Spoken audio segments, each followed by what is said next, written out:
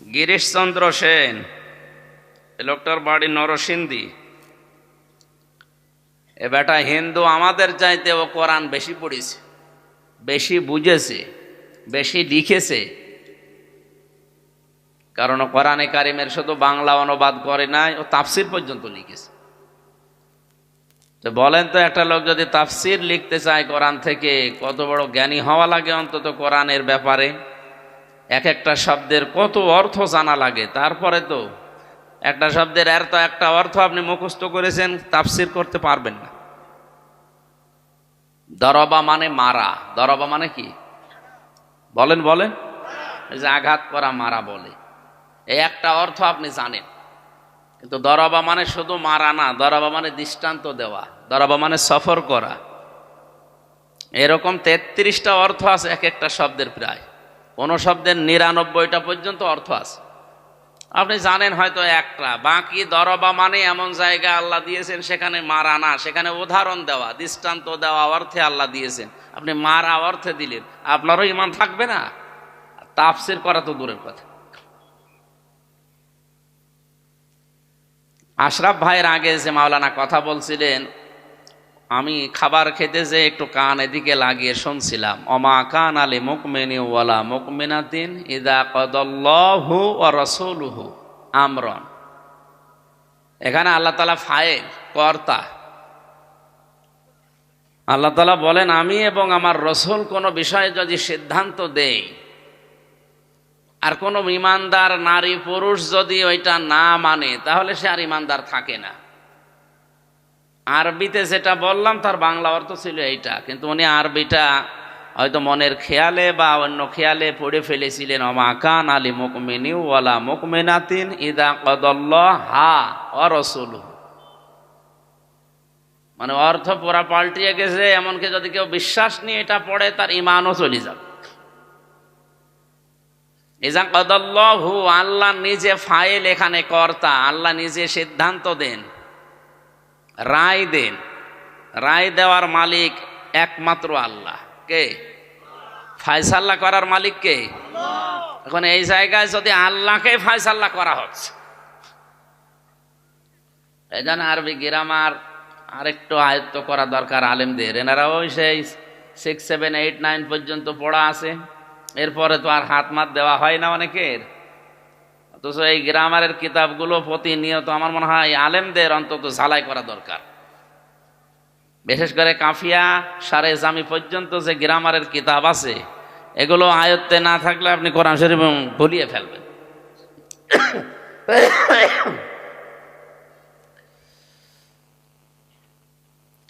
এই হিন্দু বেটা কোরআন শরীফের তাফসির পর্যন্ত করেছে। তে আমাদের চাইতে কোরআনও বেশি পড়েছে না কম পড়েছে? বুঝেছে আমাদের চাইতে অনেক বেশি। এখানে আশরাফ ভাই সহ যত আলেম বসে আছে, আমি সহ, বুকে হাত দিয়ে কেউ বলতে পারবে না যে আমি পড়া কোরআন শরীফের প্রতিটি শব্দের অর্থ জানি। কেউ পারবে না। অথচ আমরা সব কামেল পাস, অনার্স মাস্টার্স করা কোরআনের উপরে। আমার তো শুধু এই কোরআনের উপরেই তো সে ছোটবেলা থেকে কাটছে। এই 33 বছর বয়স এখন, এর ভেতরে আমার মনে হয় প্রায় 20-22 বছরই এর পেছনে। কারণ 5 পর থেকে তো এর ছাড়া অন্য লাইনে আমি যাইনি। কোরআনের উপরেই কামেল পাস, কোরআনের উপরে অনার্স মাস্টার্স করা, এর উপরেই গবেষণা চিন্তা ভাবনা যা। এরপরও পুরা কোরআনের প্রতিটি অর্থ আমার জানা নেই, ভুল হয়ে গেছে। পড়া আছে সব আমার, কিন্তু আবার রিপিট করা লাগবে, আবার স্টাডি করা লাগবে। আর বেটাই হিন্দু মানুষ, কি পড়া পড়িস। বাংলা অনুবাদ করেছে তো করেছে, পুরা কোরআনের তাফসির পর্যন্ত লিখেছে, আমাদের বিশ্ববিদ্যালয়ে পাওয়া যায়। তো বলেন, এই লোকটা কত কোরআন পড়লো জীবনে, কত লিখলো, কিরকম বুঝলো। কোরআন শুনেছেও সে বেশি আমাদের চাইতে, কিন্তু কপালে এবার হেদায়েত নেই। কেন? কারণ ওর মন ছিল না। কি ছিল না? ওর মন ছিল না। সারাটা জীবনের পেছনে ব্যয় করে ওর মন নেই, এই জন্য ওরে আল্লাহ হেদায়েত দেয়নি। মারা যাওয়ার পরে ওর জানাজা হয়েছে, কবরে দিয়েছে, কি করেছে? পুড়িয়ে ফেলিস। এই পর্যায়ের একজন মানুষকে যদি মারা যাওয়ার পরে জানাজা না দেয়, পুড়িয়ে ফেলে, কবরে না দেয়, তা আমরা আর কতটুকুই বুঝেছি আর কতটুকু এর কাছে এসেছি যে এ আপনাকে জোর করে হেদায়েত দেবে? কোরআন শরীফ যদি কাউকে হেদায়েতের পথে নিয়ে আসতে না পারে, বুঝতে হবে তার কপাল নষ্ট হয়ে গেছে। আমার যে তেলাওয়াতকৃত আয়াতের শেষের দিকে ছিল, ফামিনহুম মান হাদাল্লাহু ওয়া মিনহুম মান হাক্কাত আলাইহি যালালা। আমি আল্লাহ এই কোরআনে কারিমের দ্বারা কিছু মানুষদেরকে হেদায়েতের পথ দেখায়, আর কাউকে এর সাথে বেয়াদবি করার কারণে উদাসীন থাকার কারণে তাকে কিছু মানুষকে আমি আল্লাহ গোমরা করে দেই, পথ ভ্রষ্ট করে দেই। জোরে বলেন নাউজুবিল্লাহ। আলেমরা আছেন, এর জন্য আমি অন্তত হাফ মিনিটে একটা কথা বলছি। আবার দাঁড়িয়ে আছেন কেন? বসেন। কালকে যেখানে আলোচনায় ছিলাম রাতের বেলা, ওখানে শেষ পর্যায়ে একজন আলেম উনিও কথা বলছিলেন, ইন্নামা ইয়াখশাল্লাহু মিন ইবাদিহিল উলামা। এই যে ইন্নামা ইয়াখশাল্লাহ হা হবে, এই জায়গায় কিন্তু আর হু হবে না।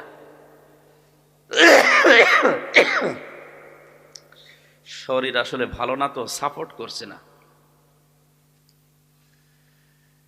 এখানে যদি ফাইল মফল কেউ না বুঝে, একেবারে গলায় সুর আছে, টান দিয়ে পড়ে গেল, অর্থ এমন পাল্টিয়েছে যে ইমান থাকা দায়। সূরা ফাতিরের 28 নম্বর আয়াতের এই মাঝের অংশটুকু, ইন্নামা ইয়াখশাল্লাহা মিন ইবাদিহিল উলামা। আল্লাহ তাআলা বলেন, অবশ্যই পৃথিবীতে যারা আলেম তারাই আমি আল্লাহকে সবচাইতে বেশি ভয় করি। কিন্তু ইন্নামা ইয়াখশাল্লাহু মিন ইবাদিহিল উলামা, অবশ্যই আল্লাহ আলেমদেরকে বেশি ভয় করে।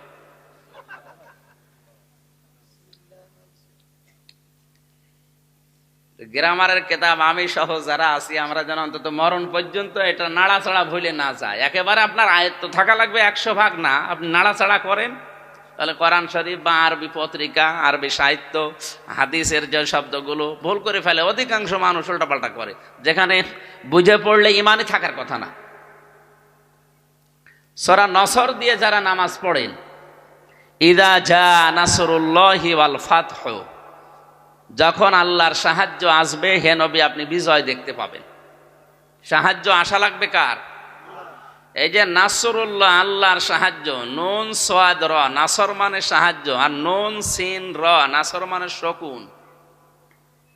শব্দটা শুধু মুখ একটু গোল হবে আর মুখ একটু লম্বা হবে। এ মুরব্বী যেগুলো বসে আছে, আজ মনে করেন 80 বছর বয়সের, অন্তত 60 বছর তো নামাজ পড়ছে। 60 বছর নামাজ পড়তে যদি বলা হয় ইদা যা নাসরুল্লাহ হবে না নাসরুল্লাহ হবে, একটার শব্দের অর্থ হচ্ছে শকুন, আর একটা অর্থ সাহায্য। কোথায় শকুন আর কোথায় সাহায্য? যখন আসবে আল্লাহর শকুন তখন আপনি বিজয় পাবেন। একটা কথা হল, আশা করছি এই শব্দগুলো একটু খেয়াল করে পড়বেন। সূরা ইখলাস যারা পড়েন, আমার মনে হয় আমি আলেম হওয়ার পরেও আমার ভাই ভাতে এটা ধরেছিল, কুল হু আল্লাহু আহাদ কামেলে, যখন ভাই আমার এই প্রশ্নটা দিয়েছে, ওই সময় তো এমনিতেই ভয়তে থাকি। আমারে বলছে সূরা ইখলাস পড়েন, তো ইখলাস আমার মেয়েও পড়তে পারে, আর না পড়েন আমি কুল হু আল্লাহু আহাদই বলেছি। উনি বলছে কথা বলেন, আমি বললাম স্যার কি ভুল হয়েছে? বলছে না, অধিকাংশ মানুষ বলে কুল হু আল্লাহু আহাদ। কুল হু আল্লাহু হবে না অল্লাহু, ও আর উপরে জবর আছে, যদি আপনি থেমে যান তাহলে তারপরে আল্লাহ বলেন। এই জন্য কুল হু আল্লাহু আহাদ, আর আল্লাহর আগে জবর আর পেশ থাকলে আল্লাহ আবার মোটা হয়ে যায়। তাহলে কুল হু আল্লাহু আহাদ, কুল হু আল্লাহু আহাদ না। আমার কথা বোঝা যাচ্ছে? যদিও ছোটখাটো ভুল মনে, ছোট অনেক বড় ভুল।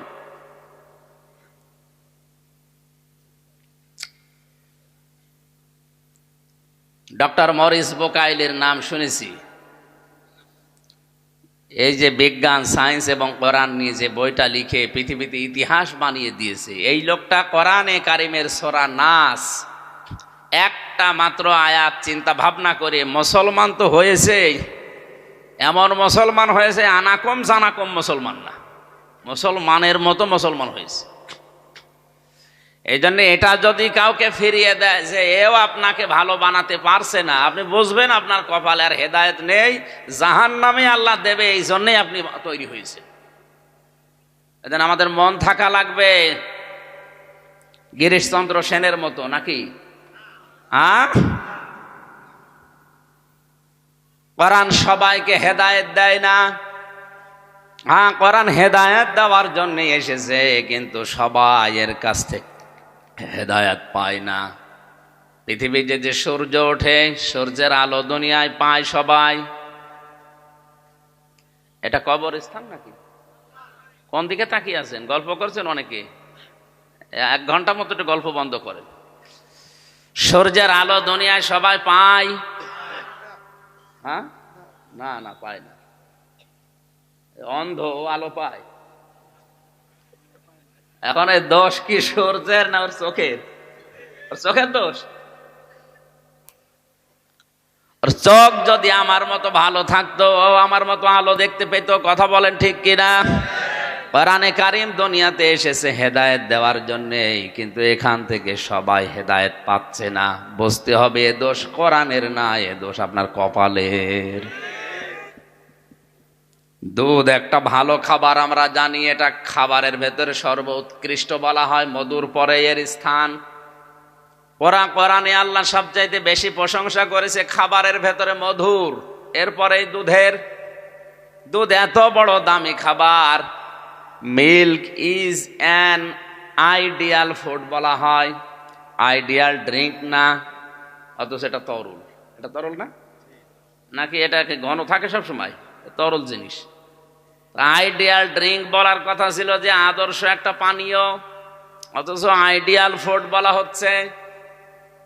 দুধ যতক্ষণ পর্যন্ত মাখন না হয়, ঘি না হয়, জমাট না বাঁধে, দই না হয়, ততক্ষণ তো পাতলা থাকে। ওর নাম হওয়া দরকার ছিল আইডিয়াল ড্রিঙ্ক। বিজ্ঞান 12,000 খাবারের উপরে গবেষণা করে এই খাবারের উপরে তথ্য দিয়েছে। পৃথিবীর এই একটাই মাত্র খাবার যে খাবারের নাম দেওয়া হয়েছে আইডিয়াল ফুড। এই বাগধারা অনেকের প্রশ্ন করা হয় ভাই ভাতে, এটা মুখস্থ করে রেখেন, আপনাকে কিন্তু উলটপালট করে ফেলবে। Milk is an ideal food না আইডিয়াল ড্রিঙ্ক? Ideal food. আদর্শ খাবার বলার পেছনে বিজ্ঞান প্রমাণ করেছে দুইটা। দুনিয়ায় যত খাবার আছে 12,500-এর উপরে, এই সমস্ত খাবারগুলো খেলে আপনার শুধু ক্ষুধা মিটবে, পিপাসা মিটবে না। একটাই মাত্র খাবার আছে যেটা খেলে ক্ষুধাও মিটে যায়, পিপাসাও মিটে যায়, তার নাম দুধ, মিল্ক। দুধ ভালো জিনিস, খারাপ জিনিস আমরা সবাই জানি। এর প্রশংসা করলে এখন আমি মায়েদের জীবন দিয়ে হাজার হাজার কথা বলতে পারি। মেয়েদেরকে আল্লাহ দায়িত্ব দিয়েছেন, হে মেয়েরা, তোমরা সন্তানকে কমপক্ষে 2 বছর দুধ দিও। যদিও দুধ না দিলে মায়ের গোনা হবে না। আইয়ুতিম্মার রদা, এটা মোজারে, এই মোজাক্কার। এটা কি? এটা পুরুষের জন্য আল্লাহ দিয়েছেন। মেয়েরা দায়িত্বটা পালন করে দেয় নিজের ইচ্ছায়। আমরা টাকা পয়সা দেই না, তারপরেও করে দেয়। এটা আমাদের উপরে অনুগ্রহ, দয়া। আমার মনে হয় ওয়াজ মাইকে না করাই ভালো, কারণ এটা মহিলারা জানলে শেষে দুধ খাওয়ানো ছিঁড়ে দেবে। বলবো এতদিন পাগলামি করেছি, এখন থেকে এক একটা বাচ্চার জন্য 50,000 করে টাকা চাবো, টাকা না দিলে দুধ দেবো না।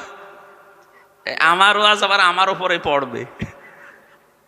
এ ওয়াজ করার দরকার নেই, ওদের উপরে পড়ে এরকম ওয়াজ করি।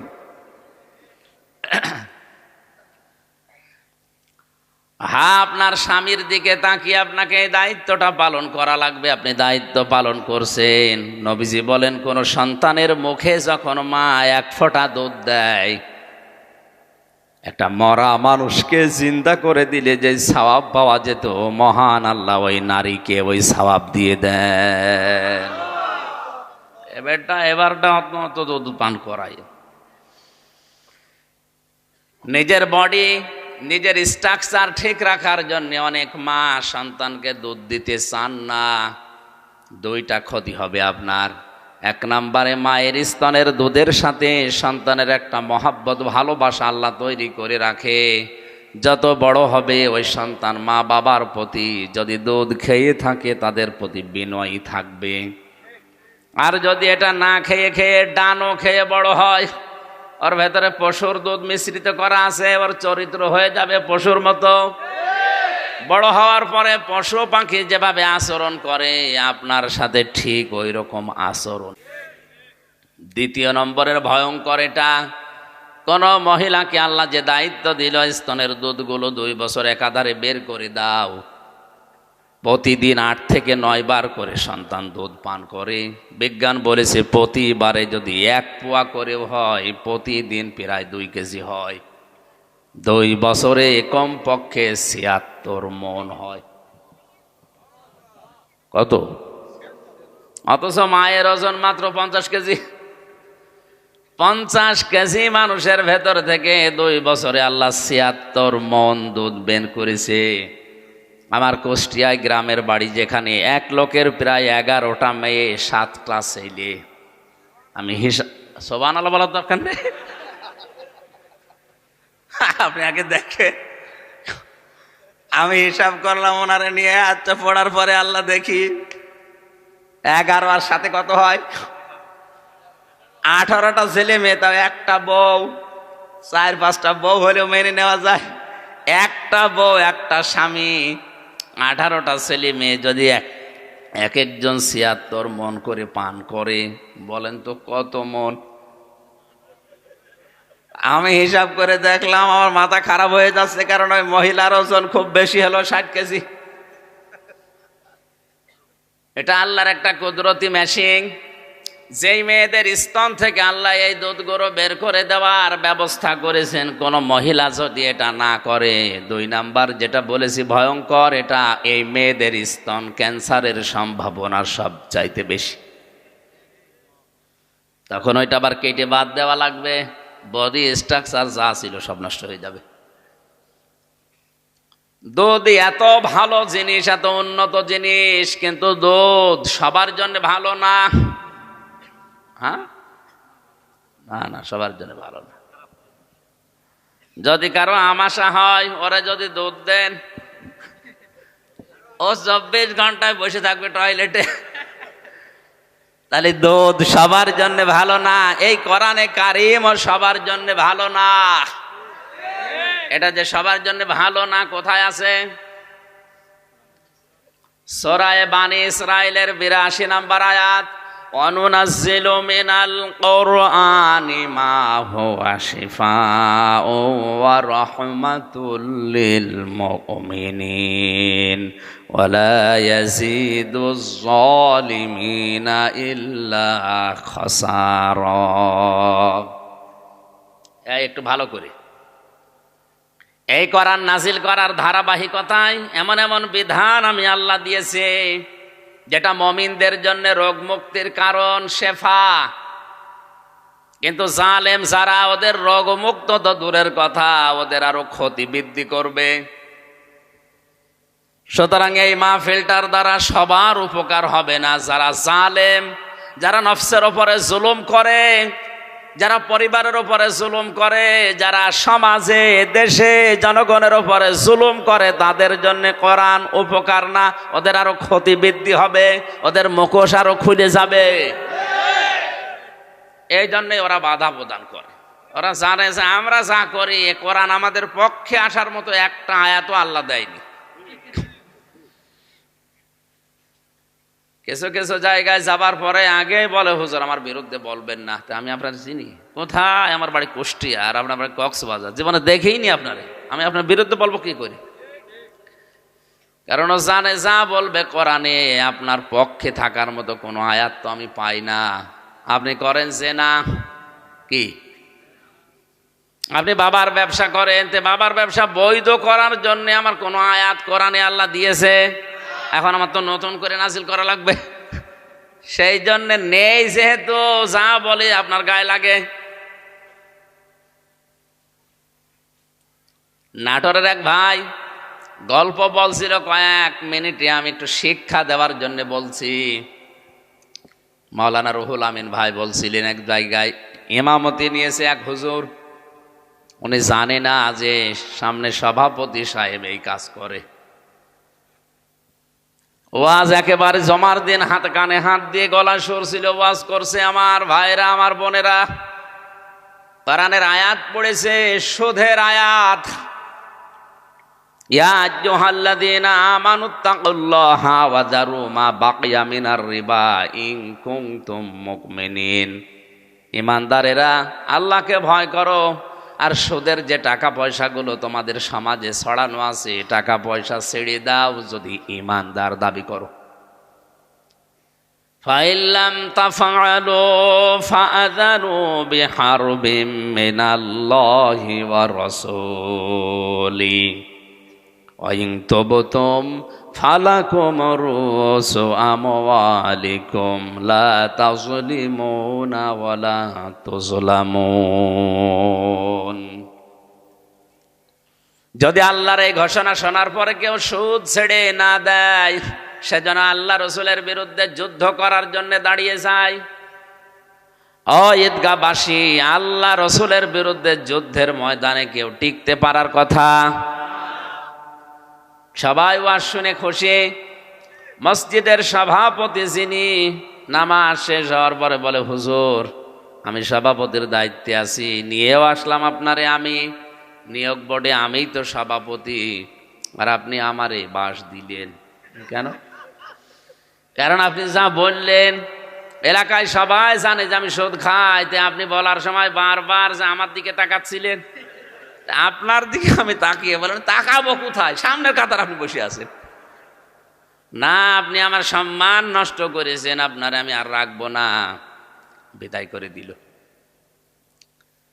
একেবারে শহরের মসজিদ তো গেল উপশহরে, ওখানে যাবার পরে চিন্তা করেছে আজকে আর ভুলেও সুদের আয়াত পড়বো না, আজকে পড়বো একেবারে নরম আয়াত, পড়েছে পর্দার আয়াত। আকারনা ফি বুয়ুতিকুন্না ওয়ালা তাবাররাজনা তাবাররুজাল জাহিলিয়াতিল উলা।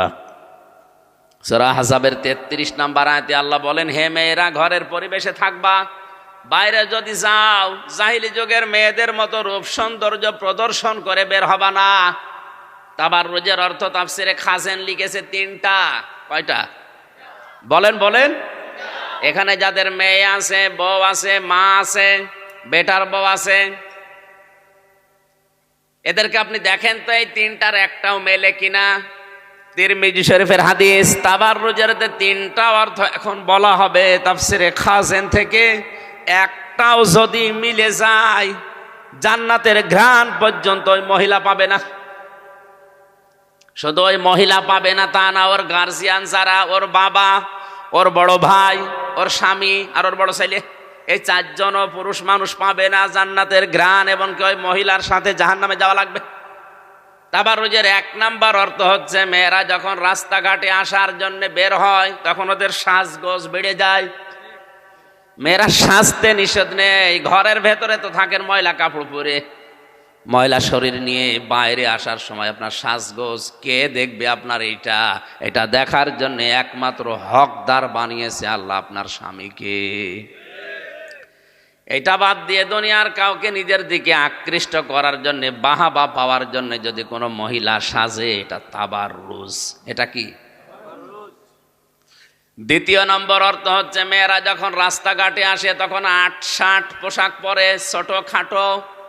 এই যে মেয়েরা চশমা জামা পরে, এটা হারাম।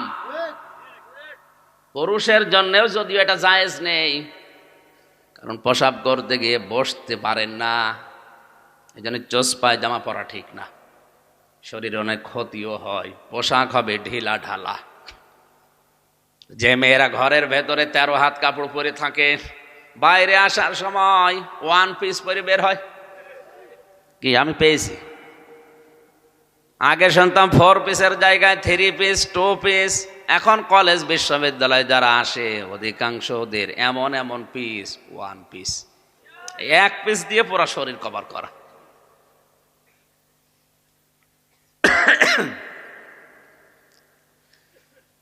তিন নাম্বার অর্থ হচ্ছে তাবাররুজের, মেয়েরা যখন রাস্তাঘাটে আসবে বুক উঁচা করে মাজা হেলে দুলে রাস্তায় চলবে। যারা এখানে আসি এই তিনটা অর্থের সাথে মিলানো মানুষ দেশে আছে না নেই? 100 জনের প্রায় 98 জন। এই কথা বলেন। অনেক কানে হাত দিয়ে সুর করে ওয়াজ করছিল, মানুষ সবাই খুশি। তো সেক্রেটারি বলছে, হুজুর কি বললেন? আমার বউ ব্যারাকে চাকরি করে, সবাই জানে। তা আপনি একেবারে হাটে হাড়ি ভাঙলেন। আপনি যা যা বলছেন সবই তোমার মিলে যাচ্ছে। আপনি মনে হয় আমার উদ্দেশ্য করে বলেছেন, আপনারে আমি রাখবো না। শেষ পর্যন্ত দিলে বিদায় করে বলছে, গেলাম এমন জায়গায় একেবারে নাটোর চলন বিলের ভেতরে, অন্তত এখানে যেন এরকম মানুষ না থাকে। হ্যাঁ, ওখানে আছে। আজকে আমি আর সুদের আয়াত, পর্দার আয়াত কিছু পড়বো না, বয়ান না করি, আরবিতে খুতবা দেবো যেন কেউ না বোঝে। বয়ান বাদ দিয়ে আরবিতে খুতবা দিয়ে একেবারে নামাজ পড়াচ্ছে। চিন্তা করছে এমন সূরা দিয়ে নামাজ পড়াবো, কোরআনে কারিমের দিল বলা হয় যেটা সূরা ইয়াসিন। নামাজ শুরু করেছে, ইয়াসিন ওয়াল কুরআনিল হাকীম। গলা সুর ছিল তো, টান দিয়ে যখন পড়েছে মানুষ সবাই খুশি। নামাজের পরে সভাপতি, ক্যাশিয়ার যেটা আছে টাকা দেয়, ডাক দিয়ে বলে, হুজুর আপনি কি করলেন? মসজিদের সভাপতির নাম ইয়াসিন, আর ওর বাপ মরে গেছে, ওর নাম হাকিম। আপনি প্রথম দিন জমায় এসে ওই বাপ বেটার নামে দোয়া করেন, সূরা পড়েন। আমি যে ক্যাশিয়ার আপনারে টাকা দেব, আমার নামে কোনো সূরা নেই, আমি আপনার নামে সূরা পাবো কোথায়? আপনার নাম হচ্ছে বাবর আলী, বাবর আলীর নামে কোনো সূরা আছে না? আপনারে আমার নামে সূরা করা লাগবে আগামী জমায়, সামনের জমায়। যদি আমার নামে সূরা না পায় আপনার আমি টাকা দেব না। চিন্তা করছে সামনের জমায় বাবর আলী নামে কোন সূরা আছে কিনা। কোরআন শরীফ পড়ে দেখে না বাবর আলী কোন সূরা আছে, কিন্তু আজকে তোর নাম বলা লাগবে। সূরা ফাতিহা শেষ করার পরে চিন্তা করছে, আল্লাহ আমাকে একটা মিলিয়ে দাও, কি পড়ি? নামাজের ভেতরেও পড়েছে ইয়া বাবর আংতা কালবন ওয়াবুহু খিনজির ওয়াজাদ্দুহু হিমার ওয়া ইন্নাহুম লাজাহিলুন। আল্লাহু আকবার বলার দরকার নেই, এটা আয়াত না, এর অর্থ একেবারে উল্টা পাল্টা। সুর দিয়ে যখন পড়েছে, ক্যাশিয়ার তো খুশি, আজকে অন্তত আমার নামে একটা সূরা হয়ে গেছে। হুজুর এমন সূরার অর্থ বলেন। অর্থ বলেছে, হে বাবর নিশ্চয় তুই কুকুর, তোর বাবা শুকর, তোর দাদা গাধা, তোর 14 বংশ মূর্খ জাত। আমি হাসির জন্য বলি নাই, বাস্তবে এটাই। জালেম যারা, এ জালেমদেরকে খুশি করার মতো কোনো আয়াত আল্লাহ কোরআনে দেয়নি, যা দিয়েছে সবর বিরুদ্ধে। এই জন্য ওয়ালা ইয়াজিদুজ জালিমিনা ইল্লা খাসারা, খাসার না খাসারা, এখানে টান আছে। আমরা যারা কোরআন শুনতে এসেছি, অন্তত আমাদের মন যেন আবু বকরের মতো হয়। আবু জেহেলের মতো হলেও নবী এসে যদি কোরআন শোনায়, তাও আপনার হেদায়েত হবে না। কারণ এই কোরআন আল্লাহর নবী আবু বকরের সামনে পড়েছিলেন, আবু জেহেলের সামনেও পড়েছিলেন। আবু বকর কোরআন শোনার পরে তার ঈমান বেড়ে গেছে, আর আবু জেহেল কোরআন শোনার পরে ওর শয়তানি বেড়েছে। এখানে যদি আবু বকরের মতো মন নিয়ে বসেন, আল্লাহর কসম আজকের তেলাওয়াত কিন্তু আয়াতে আপনার ঈমান বাড়বে যদি বুঝে থাকেন। আর যদি আবু জেহেলের মতো মন নিয়ে বসেন, আমি হামজা না, কিয়ামত পর্যন্ত নবী যদি আসে আপনার হেদায়েত হবে না। হেদায়েত পাওয়ার মন আমাদের আছে তো? ইনশাআল্লাহ আমরা ওই রকম নিয়ত নিয়ে বসছি। দরুদ আর সালাম পাঠ করে আজকের নির্ধারিত আয়াত 2টা, সূরা নাহালের 35 এবং 36 নম্বর আয়াত। মাওলানা আলী হোসেন ফারুকী পড়েছিলেন আহজাবের 36 নম্বর আয়াত, আমরা পড়েছি সূরা নাহালের 36 নম্বর আয়াত। আজকের আলোচনার বিষয় ইবাদতের তাৎপর্য এবং বিশ্লেষণ। আসলে ইবাদত আমাদের হচ্ছে কিনা, আর ইবাদত করার জন্যে আল্লাহ আমাদেরকে বানিয়েছে, এটা আমরা সেই ছোটবেলা থেকে শুনছি। কি বলেন? আমা খালাকতুল জিন্না ওয়াল ইনসা ইল্লা লিয়াবুদুন। মানুষ আর জিন আমি বানাইনি, তবে বানিয়েছি একটা মাত্র উদ্দেশ্য নিয়ে, যে তারা আমার ইবাদত করবে। ইবাদত একটা ব্যাপক অর্থবোধক শব্দ। ইবাদত কি, কেন করা লাগে, কিভাবে করবেন, এই পদ্ধতিগুলো সব আল্লাহ রসুলের মাধ্যমে শিখিয়েছেন। তিনটা কথা বললাম, ইবাদত কি, কেন করা লাগবে, আর কিভাবে করা লাগবে, সব পদ্ধতি দিয়েছে কে, দেখিয়েছে কে? রসুল। বলেন কে? ওই জামানায় যারা মুশরিক ছিল, বিশ্ব নবীর জামানার মুশরিকেরা এই কথাগুলো নবীকে বলতো। ওয়াকালাল্লাযীনা আশরাকু লাউ শাআল্লাহু মা আবাদনা মিন দুনিহি মিন শাইইন নাহনু ওয়ালা আবাউনা ওয়ালা হারামনা মিন দুনিহি মিন শাই। জামানার মুশরিকরা বলতো, আল্লাহ যদি চাইতো তাহলে আমরা এবং আমার মুরব্বীরা, বাপদাদারা, পূর্বপুরুষেরা শিরিক করতো না। আল্লাহ যদি চাইতো তাহলে তারা হারামও কোনো বিষয় করতো না। কাযালিকা ফাআলাল্লাযীনা মিন ক্বাবলিহিম, এইভাবে করেই তাদের পূর্বপুরুষেরা একই কথা বলতো। ফাহাল আলার রাসূলি ইল্লাল বালাগুল মুবিন, রসুলদের দায়িত্ব সঠিক কথাটা পৌঁছিয়ে দেওয়া ছাড়া কি আর কিছু আছে? কারণ রসুলদের হাতে ক্ষমতা ছিল না অধিকাংশ, রাসূলদের হাতে অর্থ প্রতিপত্তি, বৈভব, বিত্ত এগুলো ছিল না। রাসূলরা শুধু মানুষকে কথা বলে বলে বোঝাতে পারতো। এই জন্য নবীজিদেরকে আল্লাহ জানিয়েছেন, লাস্তা আলাইহিম বিমুসাইতির ইল্লা মান তাওয়াল্লা ওয়া কাফারা ফায়ুআযিবুহুল্লাহুল আযাবাল আকবার। হে নবী, আপনাকে আমি দারোগা পুলিশ করে পাঠাইনি যে মানুষ পিটিয়ে হেদায়েত করা লাগবে, দরকার নেই। আপনি সঠিকভাবে কোরআনের কথাগুলো তুলে ধরতে থাকেন, এইটাই আপনার দায়িত্ব।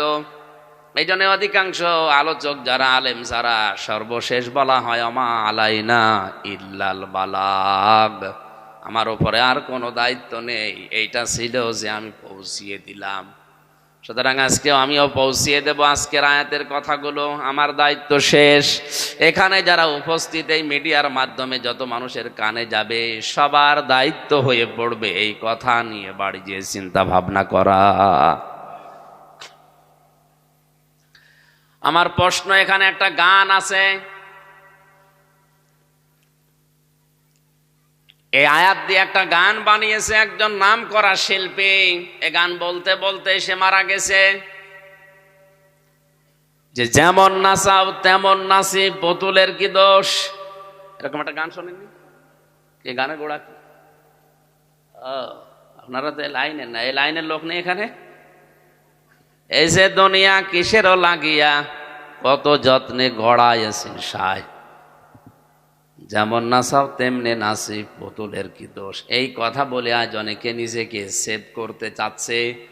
এই কথা মুশরিকদের, লাউ শাআল্লাহু মা আবাদনা মিন দুনিহি মিন শাইইন নাহনু ওয়ালা আবাউনা ওয়ালা হারামনা মিন দুনিহি মিন শাই।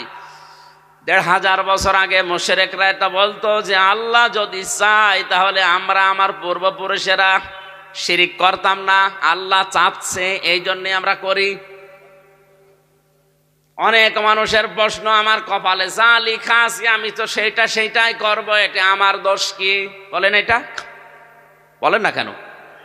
সবে কদরে, সবে বরাতে যেহেতু আমার ভাগ্য লিপিবদ্ধ হয় যে 1 বছর আমি কি খাবো, কি করব, তাহলে আমার খারাপ হওয়ার পেছনেও দায়ী আল্লাহ, ভালো হওয়ার জন্যও দায়ী আল্লাহ, আমার কোনো অসুবিধা নেই। মানুষের ভাগ্য 2 প্রকার, এটা সঙ্গে সঙ্গে লেখা হয় আর একটা আগের থেকে লিখে রাখা হয়। এই যে মোবাইলটা, কোথায় চাপ দিলে খুলবে, কোথায় চাপ দিলে এটা বন্ধ হয়ে যাবে, এটাকে এখন আমি দিলাম নাকি যখন বানিয়েছে তখন দেওয়া আছে? এক কথা বলে না কেন? যখন বানিয়েছে তখন এর ভেতরে ডিভাইস দেওয়া আছে যে আপনি লাল বাটনে টিপ মারলে এটা বন্ধ হয়ে যাবে, সবুজ বাটনে টিপ মারলে এটা খুলবে। এটা দেওয়া আছে মনে করেন 5 বছর আগে যখন এটা বানিয়েছে। এখন যদি এই জায়গায় এসে আপনি কিয়ামত পর্যন্ত গোতাগুতি করেন, লাল বাটন বাদ দিয়ে কিয়ামতের আগে এটা খুলবে। বলেন বলেন। এখন দোষ কি আমার নিজের না এই মোবাইলের? আপনার কপালে যা লেখা আছে আপনি তাই করছেন, বিষয়টা এমন না আপনি এরকম করবেন। এটা যেহেতু আল্লাহ ভবিষ্যৎ পর্যন্ত জানে, এই জন্য উনি আগে লিখে রেখেছেন এই পদ্ধতিগুলো। এরকম একটা দুইটা না, কোটি কোটি এরকম সূক্ষ্ম বিষয় উল্লেখ করা আছে আপনার এই ভাগ্যের ভেতরে। এটা সূরা কাহাফের ভেতরে একটা আয়াত আল্লাহ দিয়েছেন, ওখানে এই তাফসীর পাওয়া যায়।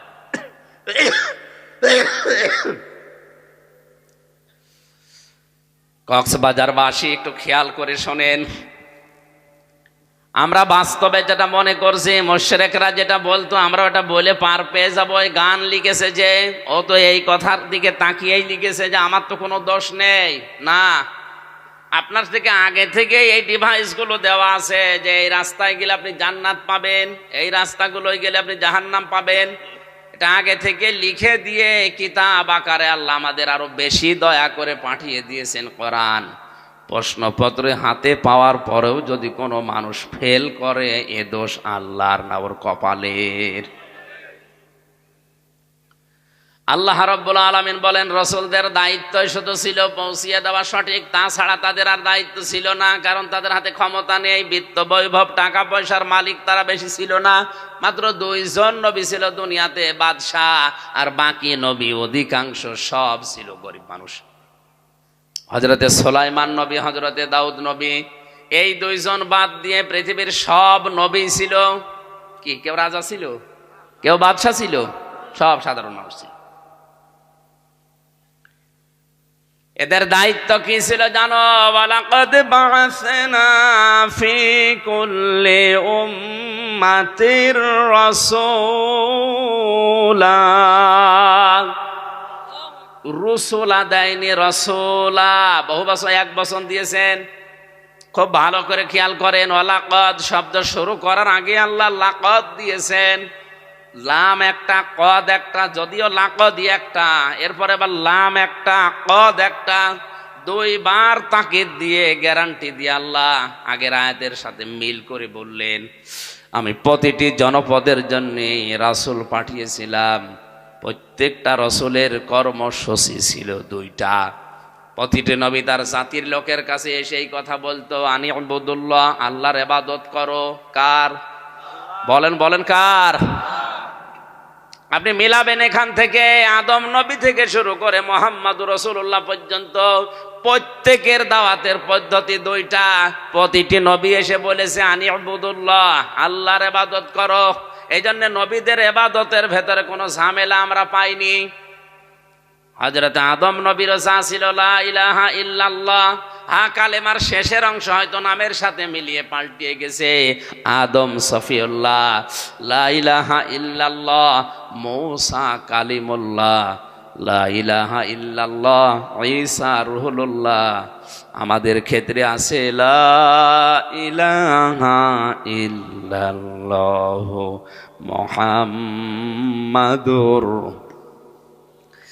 জবান খুলে কালেমা পড়েন, লা ইলাহা ইল্লাল্লাহ মুহাম্মাদুর রাসূলুল্লাহ।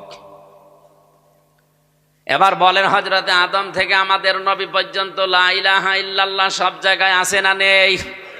কোন নবীর ভেতরে লা ইলাহা ইল্লাল্লাহর বাইরে ছিল? বলেন বলেন। এই জন্য ইবাদতে কোনো ঝামেলা আমরা পাইনি। কিন্তু আজ আমরা শুধু লা ইলাহা ইল্লাল্লাহ এক থাকার পরও ইবাদত এখন আর এক নেই। চরমনার ময়দান থেকে যে ইবাদতের নিয়ম আসে 8 রশির সাথে মেলে না। এই কথা বলা লাগবে। চরমনার ময়দানের জিকির একরকম, 8 রসের জিকির আবার আর এক রকম, ফোরফোরার শরীফের জিকির আবার আর এক রকম, চট্টগ্রামের মরহুম মাওলানা আব্দুল সাব্বারের জিকির আর এক রকম, এক একজনের জিকির এক এক রকম। এখন সঠিকটা পাওয়ার জন্য আশা লাগবে কার কাছে?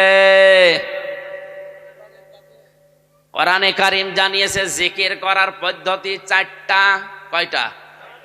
শব্দ 4টা। কয়টা? আপনি যদি জিকির করেন ইবাদত হিসাবে, জিকির কিন্তু একটা ইবাদত। জিকির কি? ইবাদত হিসাবে করলে অবশ্যই নবীজি তার জীবনে এটা করেছে না করে নাই? নবীজির এই 63 বছরের জীবনে 23 বছর যেটা নবুয়তের জিন্দেগি, অবশ্যই তিনি জিকির করেছেন, নয়তো কোরআনে থাকতো না। এই কথা বলা লাগবে। জিকির উনি করেছেন কয়টা শব্দ দিয়ে? 4টা। বলেন কয়টা? পদ্ধতি ছিল 4টা। কয়টা? আল্লাহ রাব্বুল আলামিন বলেন, আযকুর রাব্বাকা ফি নাফসিকা তাদাররুআন ওয়া খাইফাতান ওয়া দুনাল জাহরি মিনাল কওলি বিল গুদুবি ওয়াল আসাল।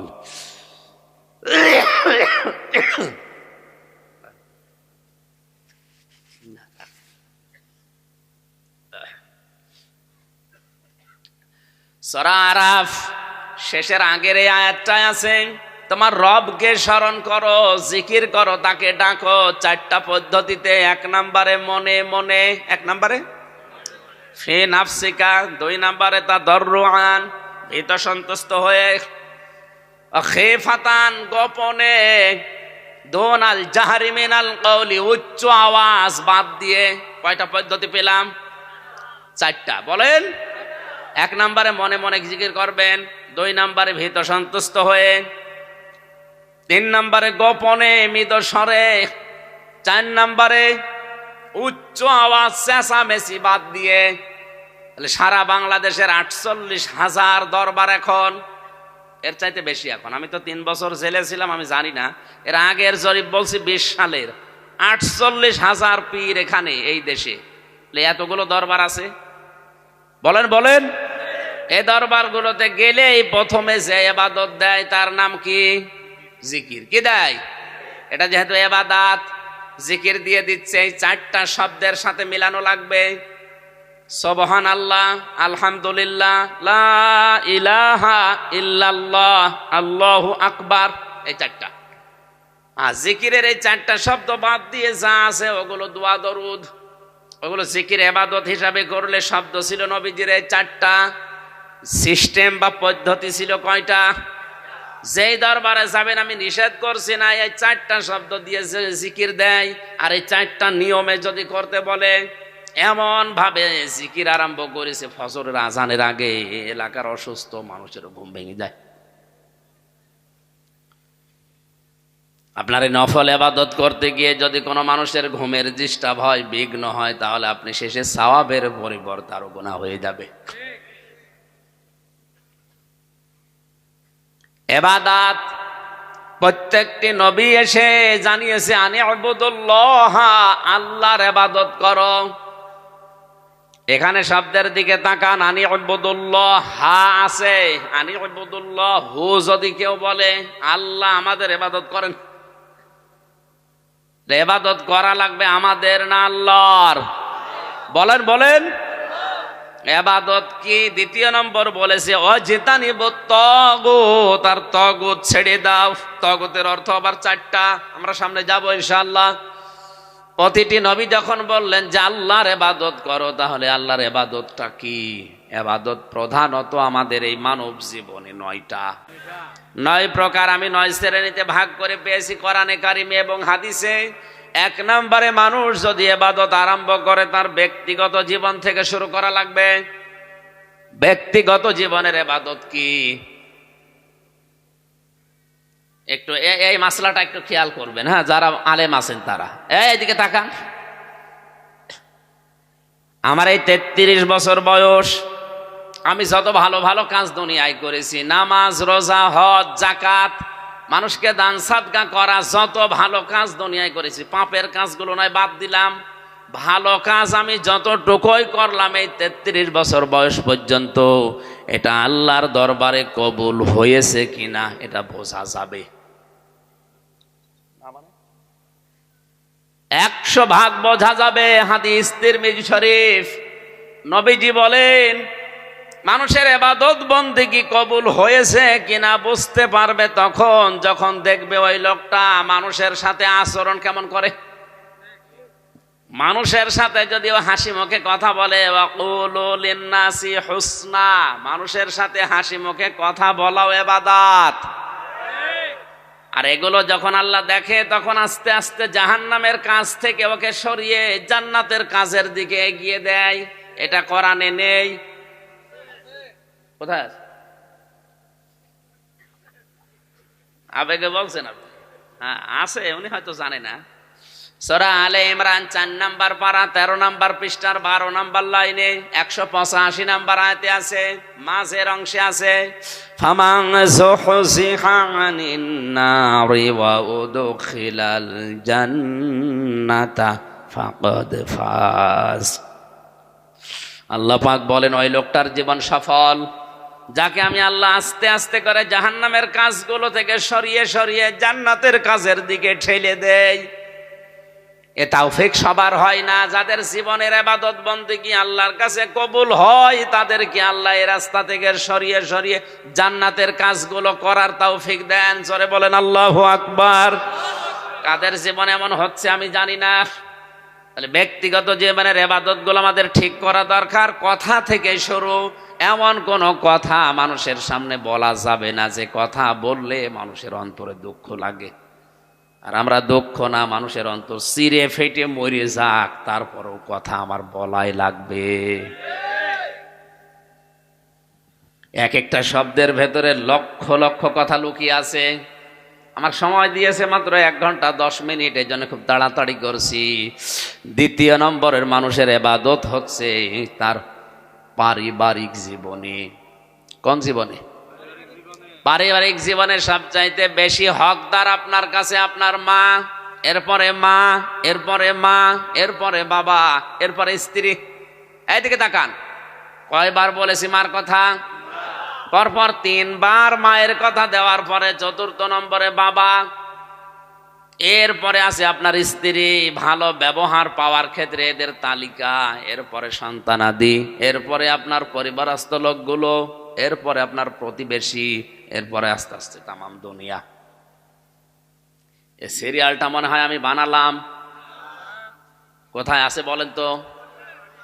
সূরা বাকারা 2 নম্বর পারার 12 নম্বর পৃষ্ঠার 12-13 নম্বর লাইনে আছে, 214-15 নম্বর আয়াত। ইয়াসআলুনাকা মাযা ইউনফিকুনা কুল মা আনফাকতুম মিন খায়রিন ফালিল ওয়ালিদাইনি ওয়াল আকরাবিন ইলা আখিরি আয়া। আল্লাহ পাক বলেন, হে নবী, মানুষ যদি আপনাকে জিজ্ঞাসা করে যে টাকা পয়সা আমি এখন কামাই করা শিখেছি, উপায় করতে পারি, এ টাকা পয়সা খরচ করব কোথায়? আপনি বলেন ভালো ভালো কাজে খরচ করবা, ভালো কাজে ব্যয় করবা। দুনিয়াতে আর যত ভালো কাজ, তার 1 নাম্বার ভালো কাজ মা বাবার জন্য ব্যয় করা। কার জন্যে? বলেন বলেন। কোন মানুষ যদি মায়ের জন্য বাবার জন্য 1 আঁটি পানও কিনে দেয়, তাও মনে করবেন ওটা আল্লাহর রাস্তায় সাদকা করলাম। সুবহানাল্লাহ বলেন। মায়ের জন্য কেউ যদি একটা স্যান্ডেল কিনে দেয়, ওইটাও আল্লাহর রাস্তায় সাদকা করার সওয়াব হয়। মা বাবার নাম দেওয়ার পরে আল্লাহ দিয়েছেন আল আকরাবিন, নিকট আত্মীয় যারা আছে। এই দুনিয়ায় সব চাইতে বেশি নিকটে থাকে মানুষের জন্য তার স্ত্রী। বলেন বলেন। স্ত্রীর চাইতে কাছাকাছি কেউ থাকে? তাহলে 2 নম্বরে নাম স্ত্রীর। মার বাবা যেহেতু একসাথে, এরপরে 3 নম্বরে স্ত্রী, এরপরে আরো নিকটে থাকে স্ত্রীর পরে যেটা তারা সন্তানাদি, এরপরে সন্তানের পরে ভাই, ফুফু, চাচা, এগুলো, এরপরে প্রতিবেশী, এরপরে আশপাশের লোকগুলো, এরপরে দুনিয়ার মানুষ যান। খরচ করার যে তালিকা আল্লাহ দিল, এই তালিকা আজ বাংলাদেশ, ভারত আর পাকিস্তান ভুলে গেছে।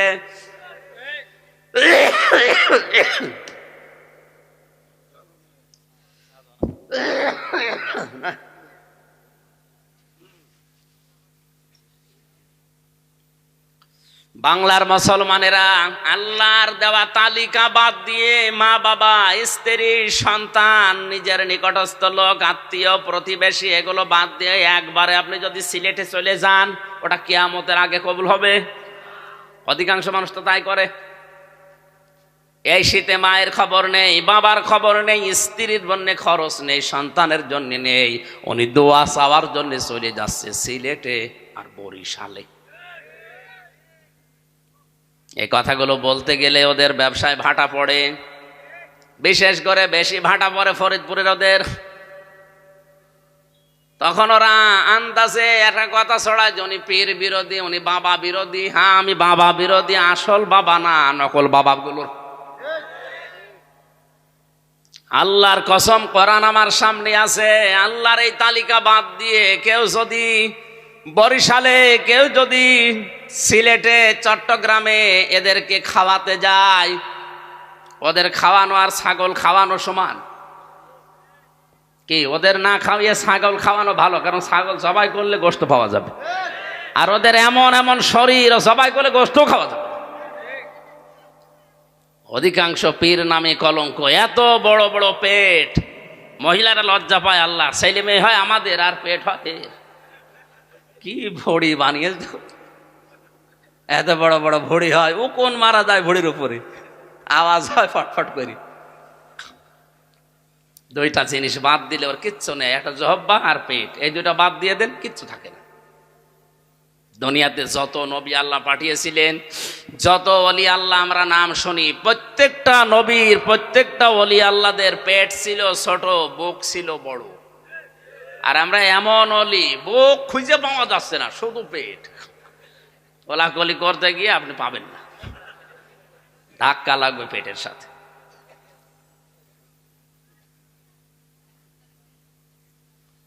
এর বাইরে রাজনৈতিক দলে যারা আছে, এদের আবার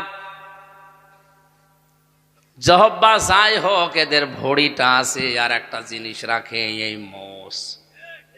এত বড় বড় মোষ রেখে দিয়েছে, মনে হচ্ছে জেনারেল ওসমানী। বড় মশলা মানুষগুলো দেখলে আমার মনে হয়, আল্লাহ, এই মানুষগুলো মধু খায়, দুধ খায়, ঘি খায়, মাখন খায়, দই খায়, কি করে খায়? এ তো খাওয়ার কথা না। কুষ্টিয়ার বড় বাজারে একবার এক চাষারে বললাম, চাষা, আপনার বয়স তো খুব বেশি না, এ মোষগুলো তো কয়েকদিন আগেও কাঁচা ছিল, পাকলো কবে? বাবাজি, মোষ পাকা না, সকালে দুধ খেতে যে সর লেগেছে। মোষের বহর দেখেছেন?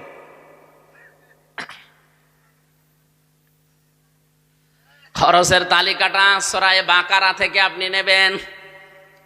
পারিবারিক জীবনের ইবাদতেও হাজার হাজার কথা আল্লাহ দিয়েছেন। 3 নম্বরে আমরা পাই সামাজিক জীবনের ইবাদত। সমাজ যে একটা ইবাদতের জায়গা, এটা আজ আমরা ভুলেই গেছি। জাহান্নামে যাওয়ার যতগুলো কারণ আমি কোরআনে পেয়েছি, উল্লেখযোগ্য 4টা।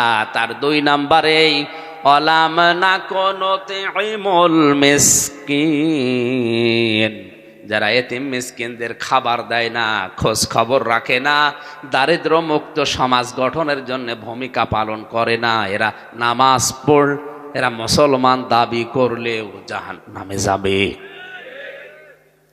আব্দুল্লাহ বিন মুবারকের সামাজিক জীবনের ইবাদত লক্ষ্য করেন। এত বড় আলেম, যার নাম এখানে এমন কেউ নেই জানে না। উনি হজে যাওয়ার জন্য টাকা জোগাড় করলেন, বেডিং খাতা বেঁধে যাবেন। হঠাৎ করে দেখেন তার ছোট্ট একটা ছেলে, 8, 9, 10 বছর বয়স হবে, কাঁদতেছে। ডাক দিয়ে বলে, বাবা কাঁদো কেন? ছেলেটা বলে, আব্বা, আমি ওই পাড়ায় গিয়েছিলাম, যে দেখি ওরা গোশত রান্না করছে, আমি চাইলাম, আমারে দিল না, আমার ঘাড়ে ধাক্কা দিয়ে দাঁড়িয়ে দিল, আমার মনে দুঃখ লেগেছে, এই জন্য আমি কাঁদছি। আব্দুল্লাহ বিন মুবারক সন্তানের কান্না থামানোর জন্য নিয়ে গেলেন ওই লোকটার বাড়িতে। বাড়িতে যে সালাম দিলেন, আসসালামু আলাইকা ইয়া, আসসালামু আলাইকুম ইয়া আহলাল বাইত। বাড়ির ভেতর থেকে মালিক বেরিয়ে দেখে আব্দুল্লাহ বিন মোবারক দাঁড়ানো। বলে, হুজুর এত বড় আলেম আমার বাড়ির সামনে, চলেন ভেতরে, কি করি আপনার জন্যে? উনি বললেন, না, আমার এই সন্তানের কান্না থামানোর জন্য আমি এসেছি। তোমাদের বাড়িতে গোশত রান্না হয়েছে? বলে, হ্যাঁ। আমার ছেলেটা এসেছিল? বলে, হ্যাঁ। সে এসে? বলে, হ্যাঁ। দাও নাই কেন? কথা বলে না। চোখের পানি ফেলে দিয়ে বলে, হুজুর দুঃখের কথা বলবো কি, আজ 3 দিন আমার বাড়িতে আগুন জ্বলছিল। আমি ময়দানে গিয়েছিলাম কাজের সন্ধানে, কিন্তু কাজ পাইনি। প্রতিমধ্যে আসার সময় দেখি একটা রাস্তার পাশে মরা গরু পড়ে আছে। জীবন বাঁচানোর তাকিতে চামড়া ছিলে ওই গোশত নিয়ে এসেছি। পরিবারস্থ লোকদের জীবন বাঁচানোর তাকিতে এটা আমরা খাচ্ছিলাম, আমাদের জন্য এটা জায়েজ আছে, কারণ আমাদের উপায় নেই এখন। কিন্তু এই ছেলেটা তো আপনার, আমি চিনি আপনাকে, ছেলেটাও চিনি, আপনি তো সাহেবে মাল, আপনি তো ধনী মানুষ। জাকাত ফেতরায় আপনারা খান না, আরো দেন। এ মরা গরুর মাংস আপনারা খাবেন?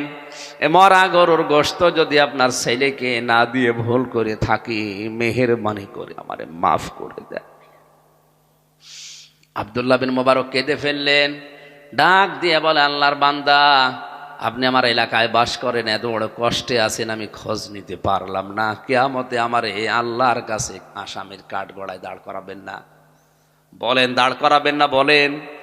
বারবার ওনার হাত চেপে ধরে, পা চেপে ধরে, বারবার ওনার কাছ থেকে মাপ চাওয়ার চেষ্টা করে। দৌড় দিয়ে বাড়িতে গিয়ে হজে যাওয়ার টাকাগুলো নিয়ে আসলেন, ব্যাটিং খেতা খুলে ফেলে দিলেন, বললেন যাব না।